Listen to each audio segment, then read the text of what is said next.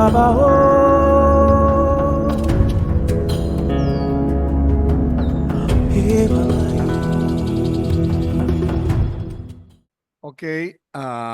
thank you very much. And thank you very much to Ivan, that is in connection from New Zealand, from Wellington itself, or?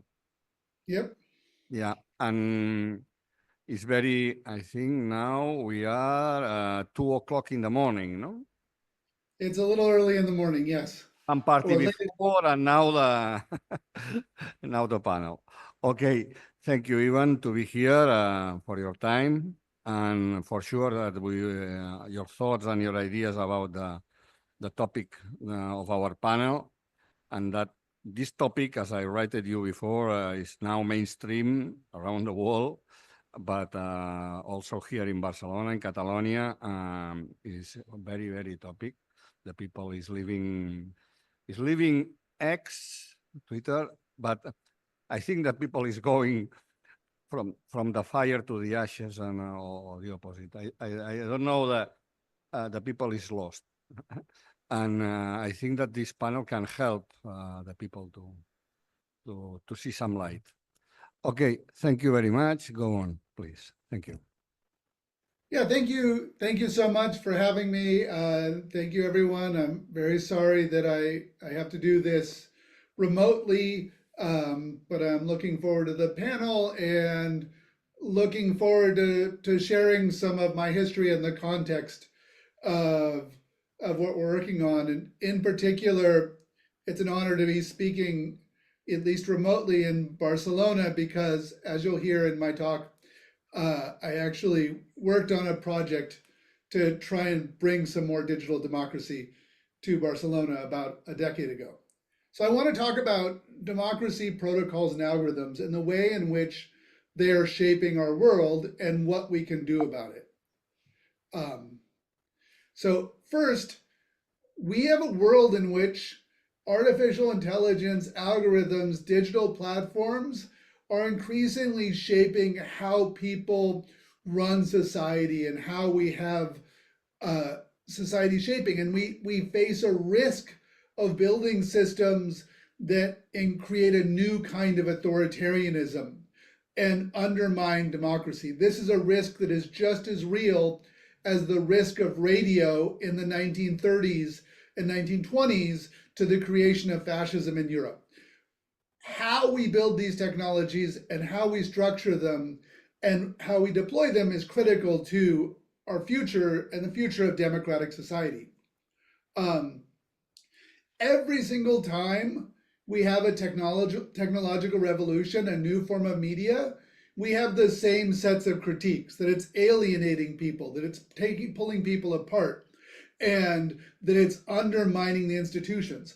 All the way back to the Gutenberg press that said that the printed word was undermining people's ability to collaborate because they couldn't have honest conversations with each other. And so every single time when these new technologies get developed, we have to come up with new institutions and new ways of handling them in order to make sense of the world. So it took a long time for the newspaper to be developed. It took a long time for broadcasting standards around radio and television. And we are still struggling with that, with the internet and social media. When people started listening to the radio, they thought it would destroy people's morality. And then all of a sudden we could hear eloquent speakers and we got the authoritative dictatorship. The boom of the television was the idea that it would bring everybody together.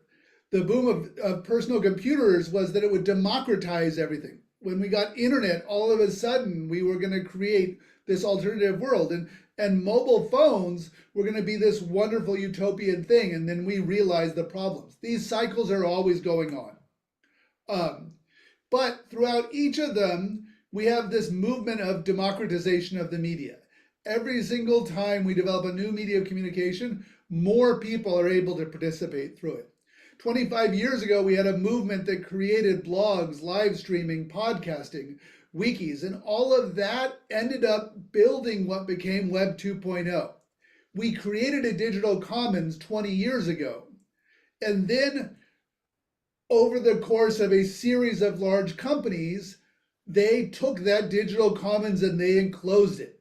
So we lost this commons that we were created in. It became this marketplace where we were advertisers. We were sold to advertisers, and we lost our control over this. And so what we're looking at today with internet protocols, with decentralized tech, is how do we reclaim the commons, the promise of Web 2.0, this democratizing influence? Twitter itself was this open platform. I had a role of creating Twitter myself, and in that work, we made Twitter as this open space. Anyone could build Twitter apps. All of the innovation of Twitter happened on the edges. The app for the username and the hashtags and retweets, everything we think of was Twitter was created by third-party users and developers. But then Twitter decided that advertising was its business model, and they shut off that. They enclosed the commons of what is Twitter. And that led to a rebellion.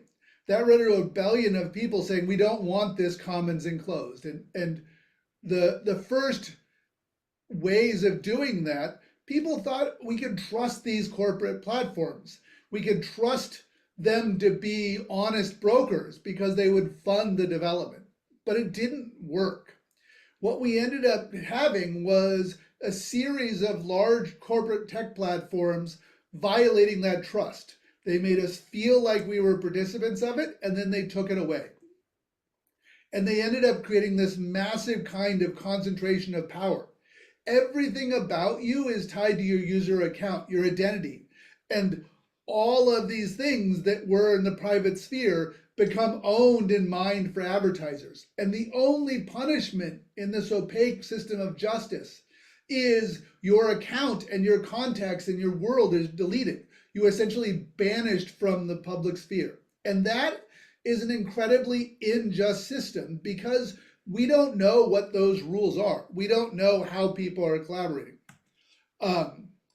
What's more, the problem with the algorithms aren't that we use software to decide what you want. The problem is what it's optimized for. Instead of optimizing for pro-social behavior and human connections and community and solving problems and democracy, we optimize these algorithms for advertising, for driving people to be passive consumers and have this dopamine thing.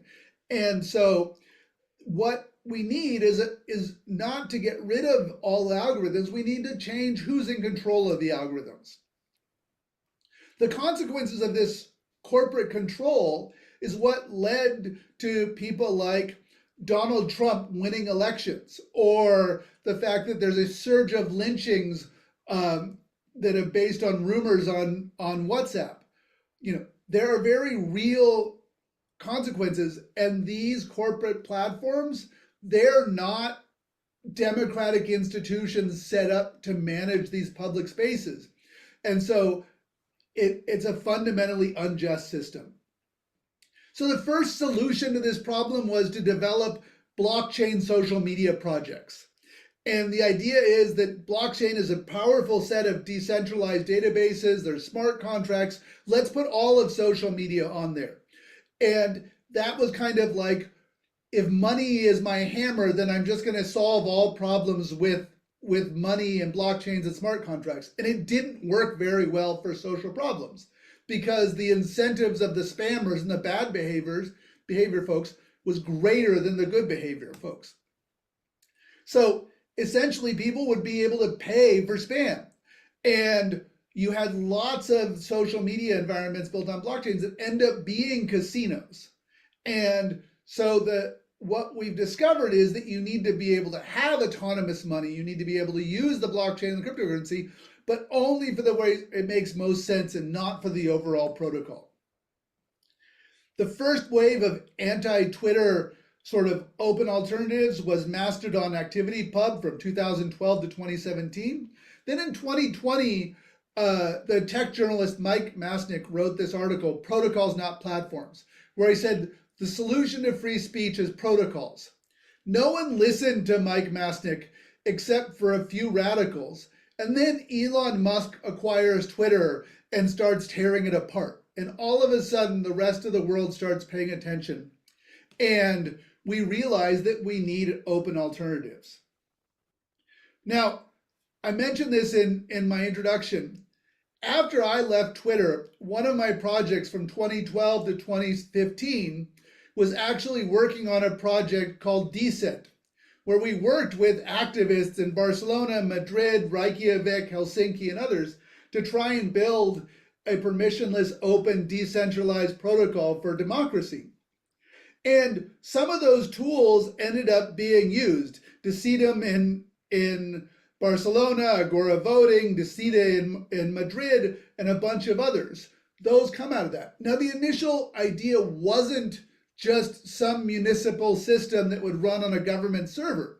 It was to be this open, decentralized, peer-to-peer protocol. But the technology didn't work at the time.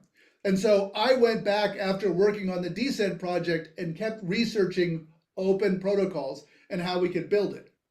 One of the things we did was we convinced Twitter to invest in Blue Sky and invest in it as a project that Twitter wouldn't control. We also started building other protocols, including Nostr and Secure Scuttlebutt and Lens and Farcaster, which gave the users control over their data, control over algorithms. It gives them agency to walk away and communities the ability to decide what rules make sense for themselves. And so these new things, we ask the question, what if you could take your followers and your audience across apps? What if you could choose to engage without algorithmic interference or without users being forced to choose one algorithm? They could decide what algorithms. And it would let people maintain a consistent things. We can build an authentic world that isn't about being sold. So this emergence of new protocols that happened in parallel to Twitter being taken over has been a project that several dozen of us have been working on for over a decade. But it really took off after Elon Musk took over. And now we're seeing the app protocol in Blue Sky grow by 1 million users a week. And it's very exciting because we're reviving the dream of the Web 2.0, the dream of the internet. And those systems we're using, they're, like Nostr and Farcast and others, they have an economic component, they have a blockchain component, but they don't just use that. And it lets us open up a new era of people being able to build whatever application they want without asking for permission. And so what does this give us? It gives us the building blocks for digital democratic institutions where users can have a say in how the software platforms, how their public spaces work. Users can choose which protocols they do. A community of people is being built on top of it, and that gives us a system of transparency and accountability, and we are no longer sharecropping on corporate platforms. It lets us sort of build a world, a digital space that protects our fundamental freedoms. So that's a little bit of a history of where we're going. I'm very excited to engage with the panel and talk about sort of all of these protocols and all of the projects they're working on and how we can build digital protocols for a more democratic society. So I'm going to turn off my screen share with that and go back so I can see the room with everyone else. Thank you, Nostr. And we come with the debate with the panel. Thank you for this excellent frame for our discussion now. And we're going to discuss about really, as we can see, a really on topic and actuality field. In the world, there are some political changes with arriving to the government different new parties, new ideologies, some of them far right. Some of them use fake news, social networks. I don't know if a good use or bad use of social networks, algorithm bias, but really nothing happens. and people is voting these politicians and parties with nothing happens. Society is debating about real use of social networks, influence of algorithm. Twitter is in real crisis, for example. We are in a very good moment to debate about all these topics. First of all, for you three, the new panelists, the other one is obvious Ravel. Just 1 minute for presentation, who you are, company or institution, and which is your relation with social networks, just in 1 minute if it's possible. Yes, please.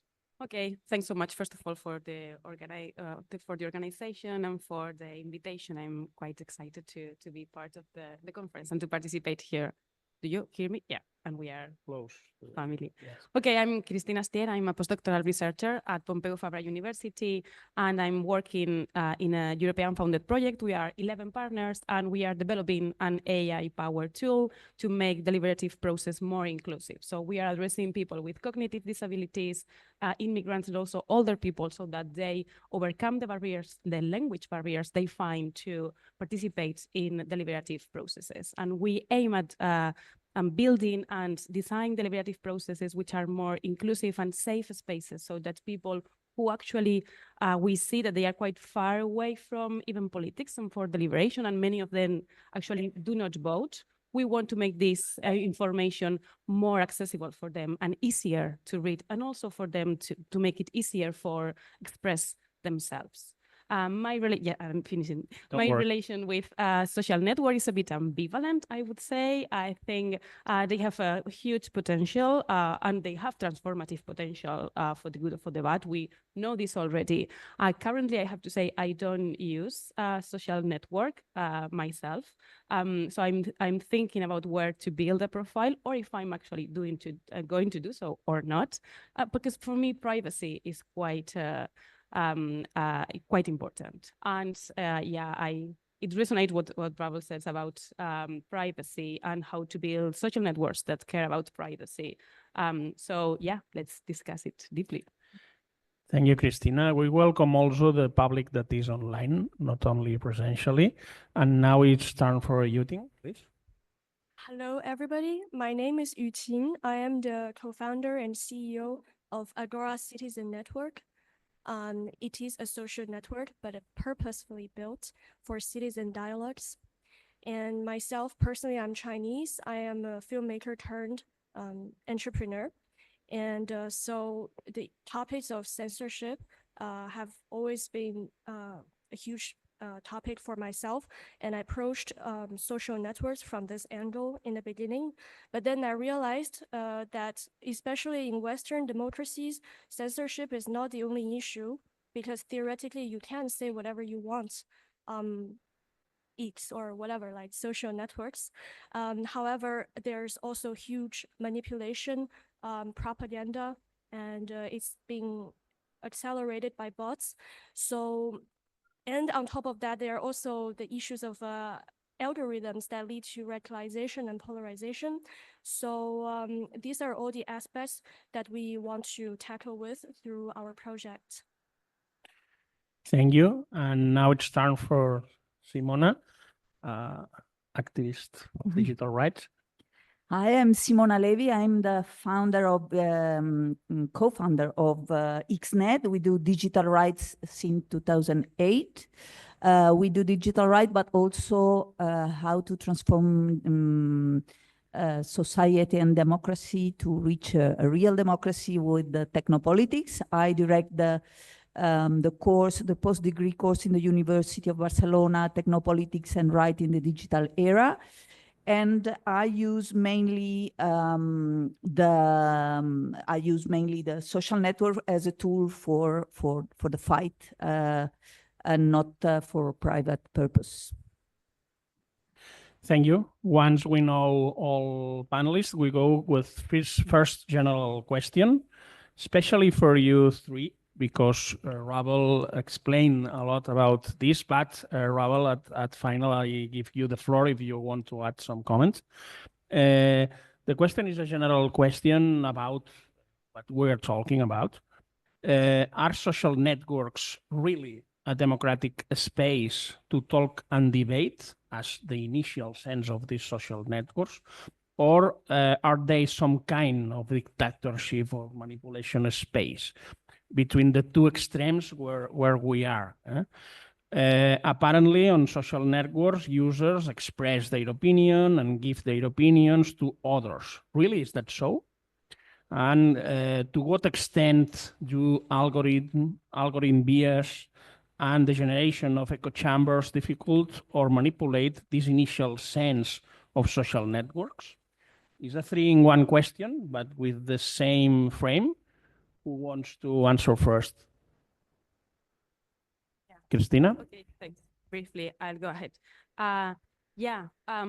Okay, so first a general comment. So I would say democracy is uncomfortable. It's an uncomfortable way of governance on government because we have to discuss and we have to learn, and we have to learn how to understand others, how to incorporate what other things in our minds, how to change our mind for the better, and how to just understand that if others think different and have different ideas than ourselves, we just have to say, okay, we have to accept plurality and diversity. And this is something that, because it's very uncomfortable, but it's the way of moving forward, and it's the way we've decided to govern ourselves, because actually democracy is how we think we can govern ourselves. So that's part of the reasons, and improve our autonomy. So that's part of the reason why we think is the best way of government, not the easier one by any chance.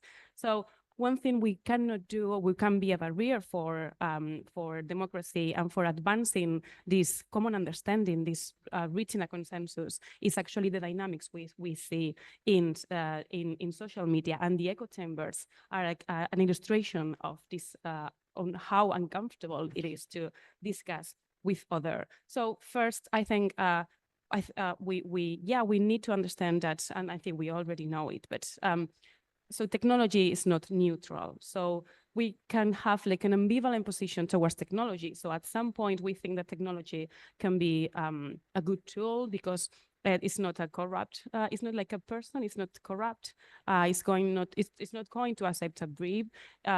So we can rely on this impartial part of technology, but we know that technology is not neutral. We know that technology is based on and reproduces the values that we find within society. And as we already know, we know that it reproduces the bias, all the problems that we have. So at least we need to be really aware that technology is not neutral, and we need to build technologies for that.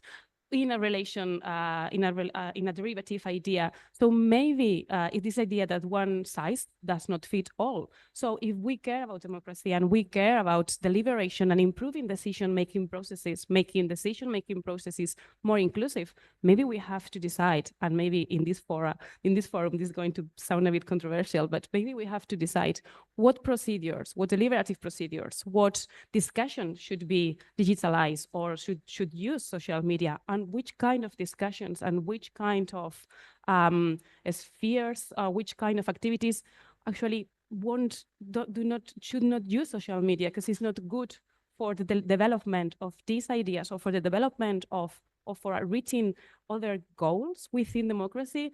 Maybe we should just go for the analogic path. Maybe it's not good to digitalize everything. So I think we should first establish what we understand by democracy, how we want to make democracy work, how are we going to make our discussions, our common understanding, our consensus reaching the best way possible, and how are you, and departing from this departure point, how are we going to use digitalized system to do so, and which kind of digitalized system, and which kind of values we want to build the digitalized system within, and have them embed. And the last idea is, yes, of course, I think that the question of manipulation is really key. We are all aware of that, but that requires quite a lot of education for the users, which is weird, and it's very difficult to understand, because the fact, so I don't drive, but if I was driving a car, I don't need to know how all the engines of the car are working to use the car. So what's the knowledge I need to have, or the average user need to have, so that they can use all the social media and be aware of misinformation and of manipulation. So I think there is a trade-off there. There is a need for education, but how far we need to go there. And just at least I think we should understand, and users should understand, that there is a distinction within social media, but also with AI more generally, between technology and, between information and knowledge. So in the university, we are thinking about incorporating AI-generated services, maybe for improving literature reviews, for improving the bibliography, for improving maybe some mechanical things, but we need to understand that AI is not knowledge. We generate knowledge when we assimilate, when we, with culture, when we build ideas within democracy, when we discuss, and when we make democracy better. It's because it's based on knowledge. It's not based on information. And we need to distinguish this when we are using AI and also in social networks. Thank you, Cristina. Yuting or Simona, who wants to follow? I want to first answer the question of our social networks, how important they are to democracy. And I think the answer is they are absolutely crucial to democracy. In fact, democratic voting is a privilege that the majority of the world populations don't have. And even if we can vote, is the current voting system really the best way for citizens to make decisions about their future? I'm not sure. And I think in terms of this, social networks, they can really provide a great potential for collaborative decision making at a large scale. However, currently, the way things are, social networks indeed are becoming tools of large-scale manipulation by malicious actors.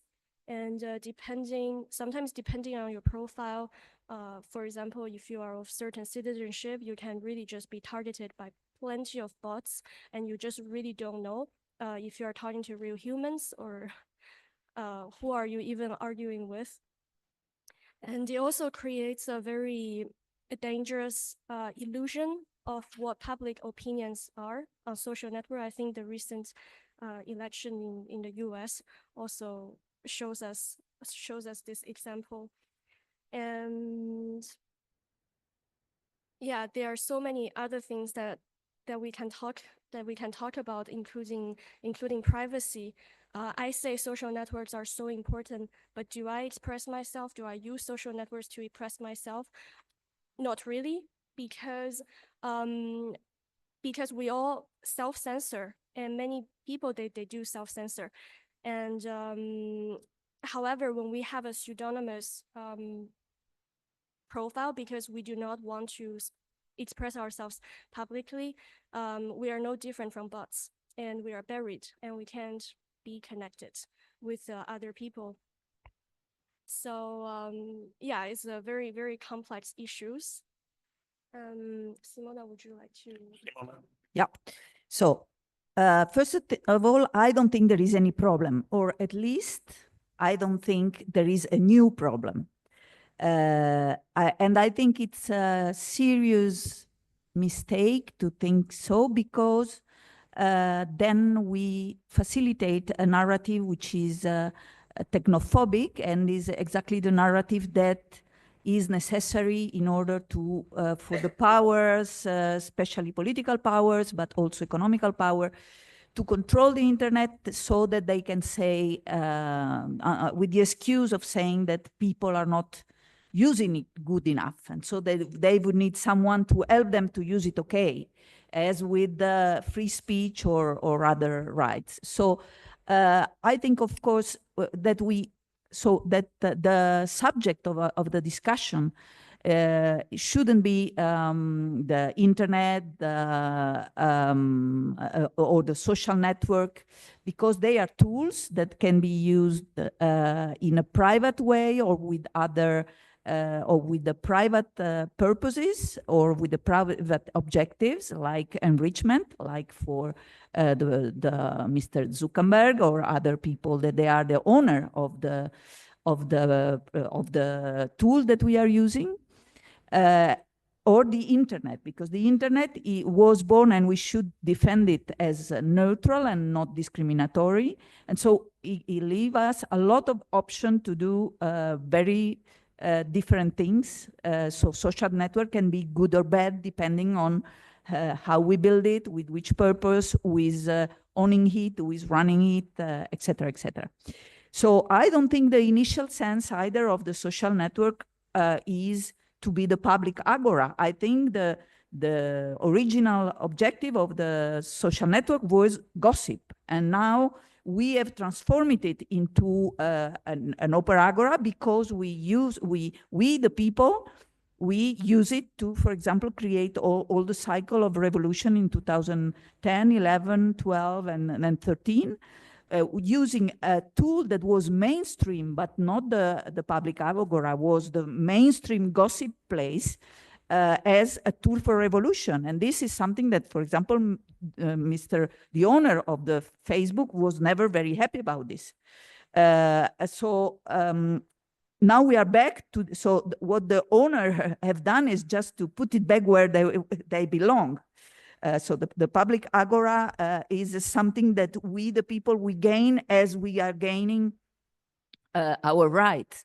And why? Because the public, the core problem of all this are our own institution. When we talk about malicious agent, I think the more malicious of all are our own political party. And I say this with the research that we have done with the university, saying that the second client of the industry of disinformation and the online social network visualization are, the first one are the influencer, but the second one are the political party all over the world.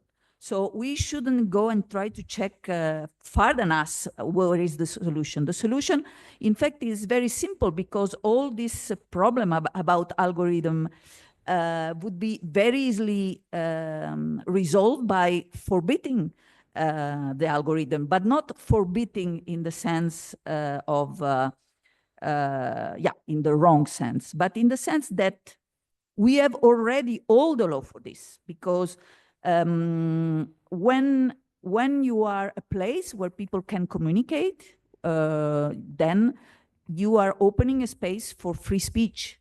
But when this free speech is mediated by money, so I put some money so that my voice is louder in your platform, and you gain this money from me, or when you decide what the people have to hear first, then you are doing an editorial work.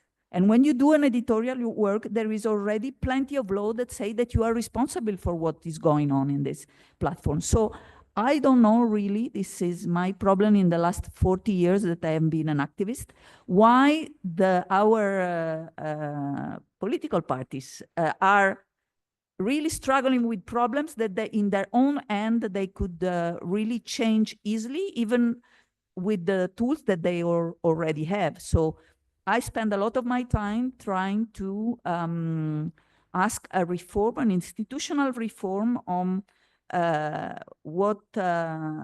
basically what is permitted to do as in the food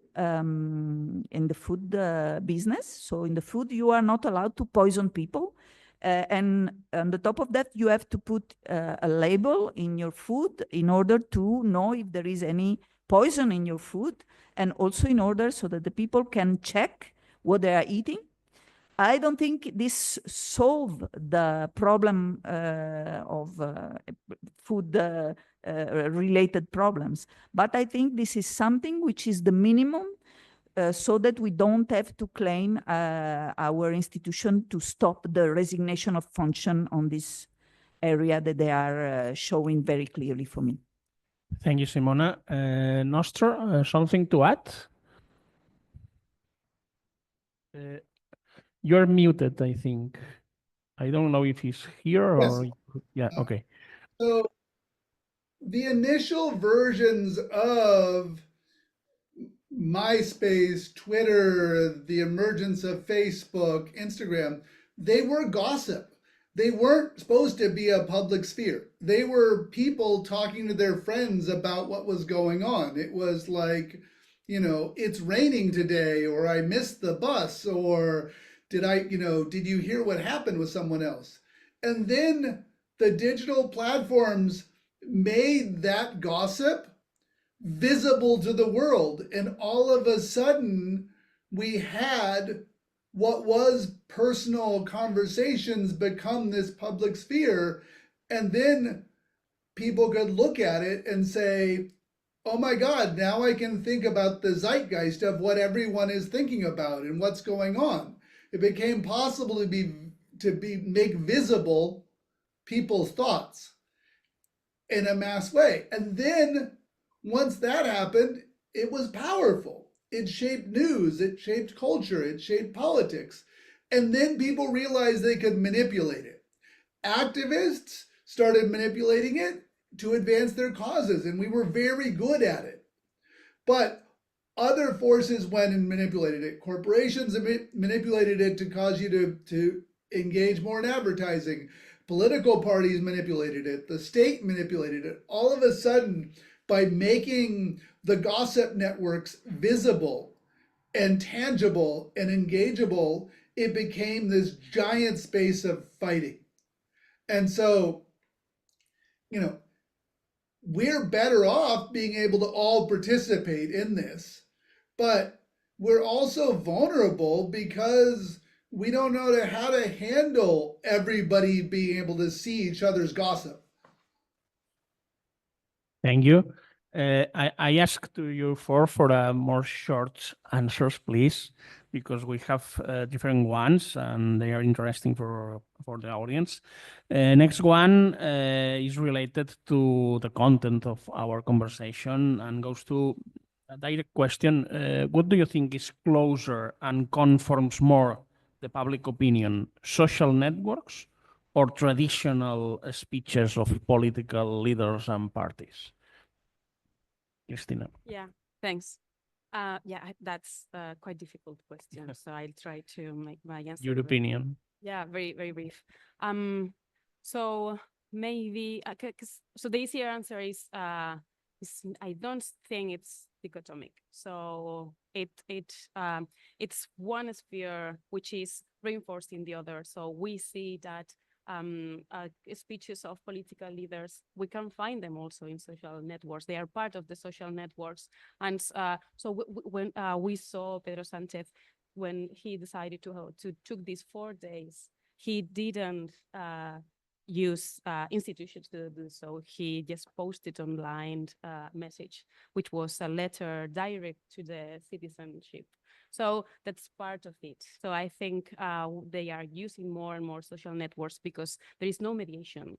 And this sense of no mediation could be, could even transform the messages, but also the messages arrive more directly to the citizenship. And there's also a sense of equality, which I think it was in the beginning also of social networks and on the internet. So we thought we were going to participate in an equal basis, and that we had this sense of equality that in ideal terms is part of why we value democracy, because it has embedded this sense of equality. We are all one person, one vote, or we are all equals, and we participate in an equality, in a basis of equality. And so this basis of equality, I think, was some incentive for many political leaders to use Twitter as I'm one of you, I'm one more, I'm just the same of you, so you can rely on me somehow. And so now it's difficult to see if this probably they know how this conform to the public opinion and transform the public opinion, and that's why they are using social networks. But we see that this sense of equality is not what we have within social networks, and we know this sense of equality was at the beginning, but maybe we don't have it anymore. So yeah, let's see. Thank you. Simona? I keep on feeling very shocked when we keep on saying that the social networks are manipulating us and not TV. So the statistics are very clear. So the answer is in statistic. So we are manipulated more by TV, And then we are manipulated by social network. But why now we are all talking about now that the internet has disintermediated this and give to other people the power of deciding information and not just to the mainstream media, the monopoly on manipulating us. Why now there is such a trouble? And during such a long time, only very radical people, we were saying that the media were manipulating the social opinion, which is obvious, and it's even, of course, propaganda from the power is always been there, even before TV and since the early age of humanity. So I really think that this segregation of the internet, to say that the tools in internet and the internet is the origin of propaganda and of manipulation, it's really, really anti-democratic and very similar to what give the narrative that help Inquisition to during 3rd century to cut and kill in the name of shutting down the free speech. Thank you. Changing order, Nostra. Yeah, I mean, I think that like the elections we have now, like you can't distinguish between traditional media and social media because it's all sort of mixed up together.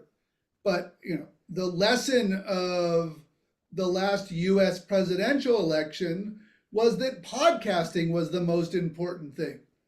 Not because so many people listen to podcasts, but because there are millions of podcasts and they all fragment out and people take segments of them and they repass them on and it becomes viral.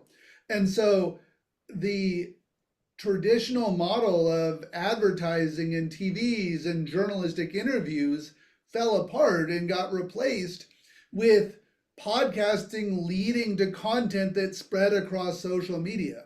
And so we've now entered into sort of politics by podcast where that's the source of the content, and then people choose what they replicate out.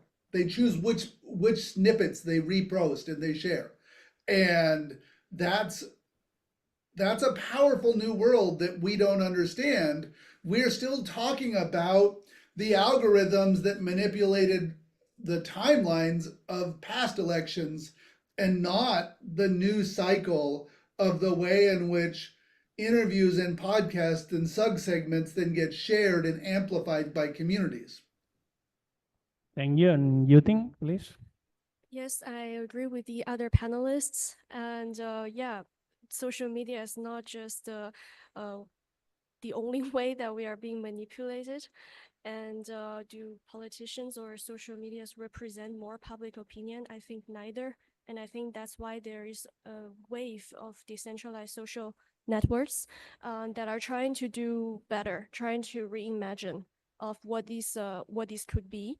And I think it needs to come from the bottom up, this grassroots community approach.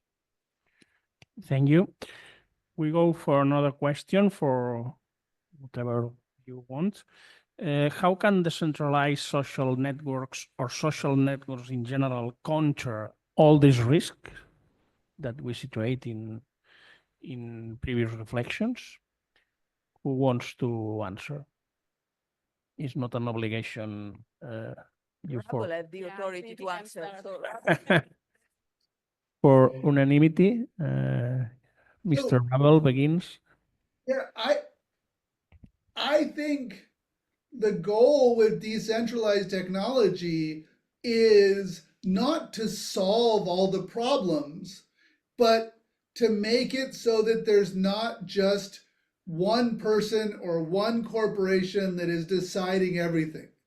It's like if we have a diverse social media ecosystem with many kinds of apps and many protocols and many algorithms and many people who control the rules for their own spaces, then we're not concentrating power into a single place and a single set of rules. And that diverse media ecosystem exists on social media protocols in a way that doesn't exist on the centralized platforms. The centralized platforms are uniquely vulnerable to being captured by specific companies. We saw it where the richest man in the world spent $44 billion to buy a platform so that he could manipulate the public conversation, and made more than that amount of money when he succeeded in getting his candidate elected president. And so we need protocols in decentralized social media because that concentration of power is dangerous. Thank you. Someone of you want to add? What? Christina? Yeah, I can Yes. go ahead. Yeah, I mean, conceptually, I think we can establish a close link, and it's quite natural to do so, between decentralization and democracy. So, yeah, as I said, so we saw this democratization promise at the beginning of the internet, and then we saw that, of course, that it was also very quite logical, the internet quite of replicate domination schemes or inequality and asymmetries of power schemes and relations of domination and power asymmetry scheme. We saw it because it's a reflex also of our society, so how come not?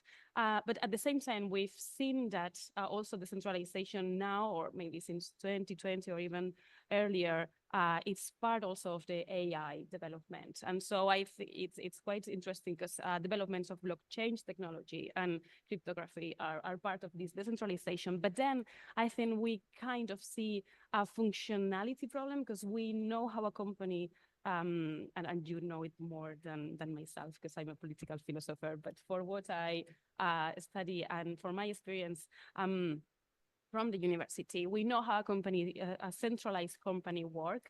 We know how to establish a business plan. We know how to do that, but how are you going to do this in a decentralized way? I think that's quite of a challenge, both in functional terms and in terms of updating, of how to update people working for that company. So we've seen some initiatives, but they were relying many times on volunteers.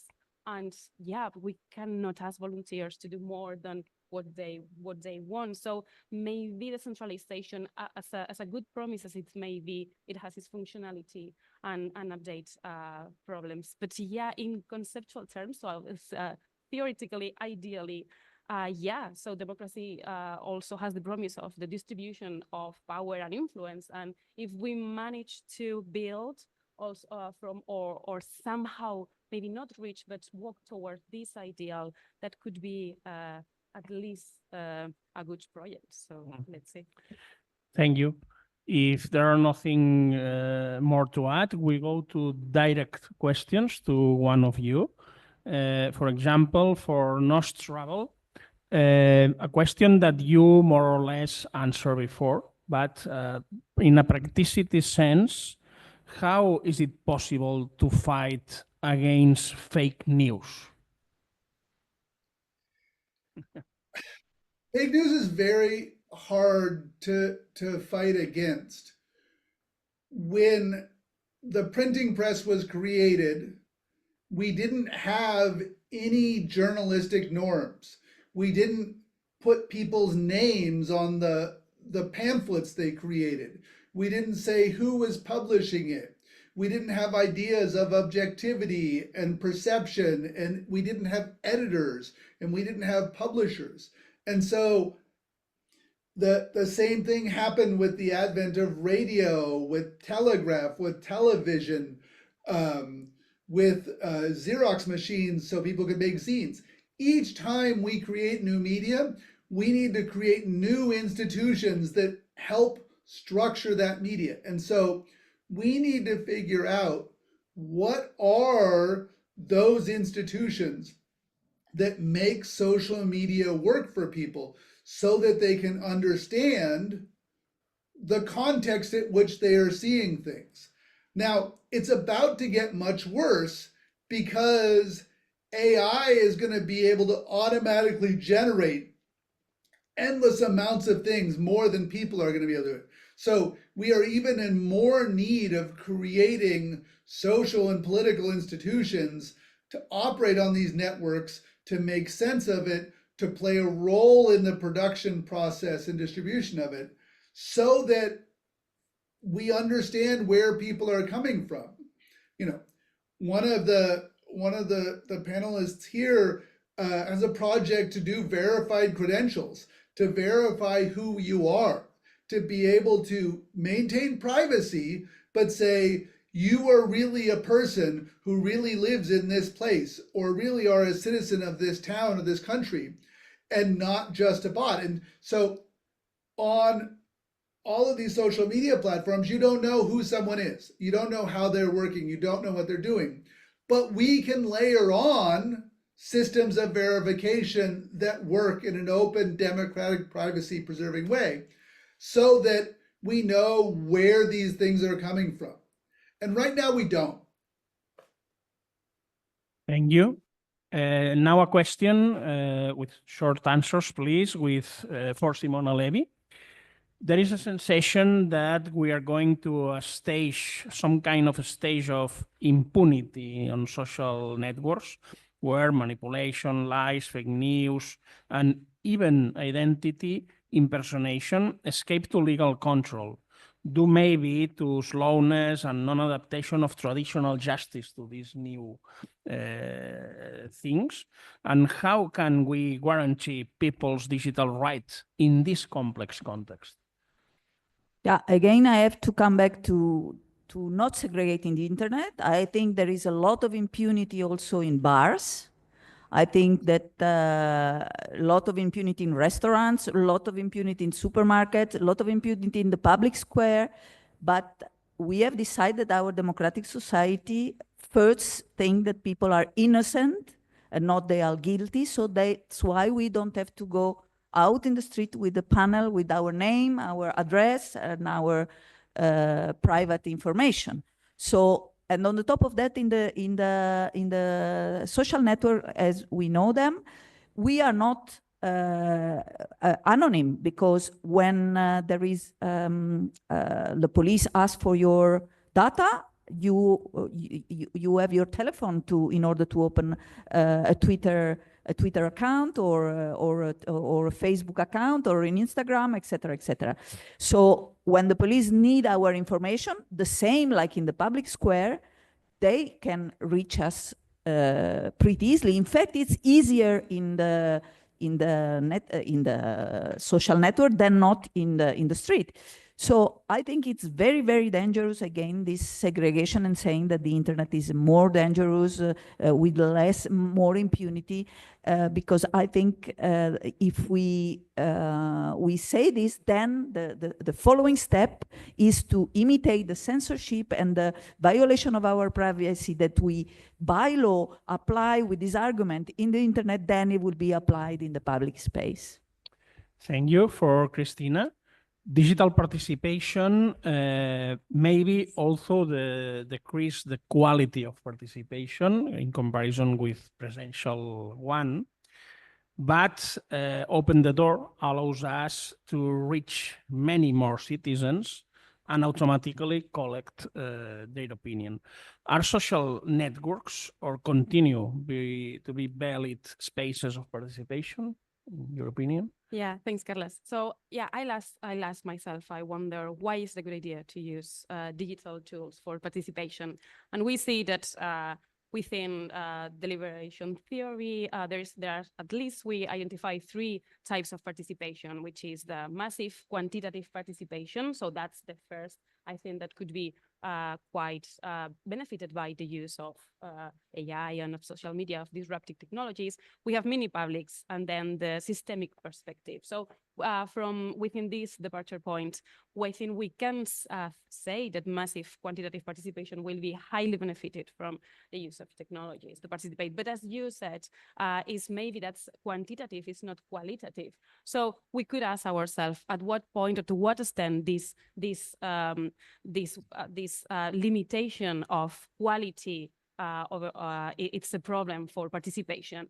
And then so if we take also what's important about democracy also in legitimation terms, so why it's important that institutions remain democratic. We've seen that, of course, participation is very important, but it should be a quality participation, because we know that from an epistemic point of view, from the point of view of whose views are included in the decision-making process, we've seen that it's better to have a diversity of voices so that they can be heard, and then decisions and both the process and then the outcome are going to be better, and political institutions will be also more legitimate. But now the challenge is, so if we care about better democratic institutions and we care about participation, how far and to what extent do we need this massive participation? And it has the limitation of not being epistemically valuable, because participation does not mean to reach more consensus, to actually express good outcomes. So we can grant, and we should, of course, grant everyone the right, and we should include people with tools as we work in our project IDEM. But of course, we should be aware of the quality of the participation, because without quality inputs, the outcomes are going to be, and the outputs are going to be not as good in quality and quite difficult to deal with. And also, we won't reach the democratic quality we want to live with. Thank you. And final question for you, Ting, about your project, Agora Citizen Network. How are you doing things different in this project? What challenges are you addressing, and how are you tackling them? I would like to start by saying that many people think Facebook or Twitter, they're tech companies, but I really think building a social network is as much a human people business as it is tech, and perhaps more human than tech. And there are some things that can be solved by technologies, but there are a lot of things, especially design. How do you design the algorithm, or how do you design even comment section, how people reply to each other? These are all really important questions. And at Agora, first of all, we try to solve the bot issues with verifiable credentials. So to really give back the control of identity to the users. And so we have an internet of humans without having bots. And we also protect our own privacy. For example, I can prove that I'm an anonymous human. I can prove I'm an anonymous woman or anonymous resident of Paris, etc. And the problem is verifiable credentials are not there yet. So for now, we are working with a open source partner called Rarimo, and that can allow you, if you have a physical passport, you can transform it with the NFC chip. You scan it with your phone, and then it can turn it into an anonymous digital credential. And okay, so now we have humans on Agora. And then what happens is, instead of focusing on, Agora is not optimized for gossip. And so instead of focusing on conversations between individuals, we want to have the kind of conversations that can include hundreds of people or even thousands in an entire conversation. And to do that, we are leveraging a clustering algorithm that has been used, invented, and tested by Polis. And they've worked with Taiwanese government and in Finland as well. And it has been proved to show the depolarizing power. So what it does is that by simply letting people say, I agree with this comment, I disagree with this comment, they can find patterns to cluster people into groups.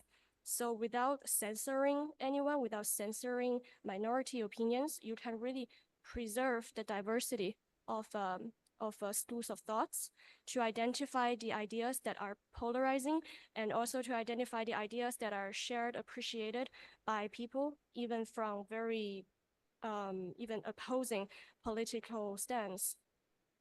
And then about moderation, it's another very hard topic, and we are experimenting with the idea of safe space versus brave space.